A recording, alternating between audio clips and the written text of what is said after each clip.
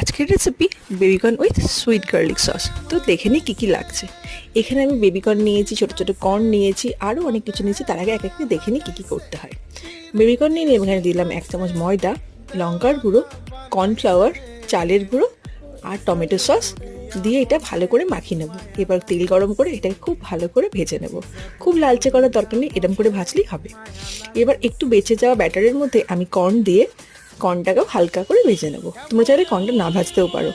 এবার একই তেলের মধ্যে কাঁচা লঙ্কা, রসুন, জিলাপিনো পেপার আর তার সাথে ক্যাপসিকাম আর পেঁয়াজ কুচি দিয়ে হালকা করে ভেজে নুন আর চিনি দিয়ে সয়া সস, টমেটো সস দিয়ে একটু নাড়িয়ে চাড়িয়ে নিয়ে এখানে দিয়ে দেবো রসুন পাতা। তারপর আরেকটু ভালো করে নাড়িয়ে চাড়িয়ে আমি বেবিকর্নগুলো দিয়ে দিচ্ছি। বেবিকর্নগুলো দেওয়া হয়ে গেলে সুইট কর্নগুলোও দিয়ে দেবো।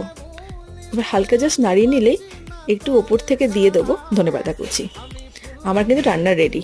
তো রেসিপিটা কেমন লাগলো অবশ্যই কমেন্টে জানাতে ভুলবেন না।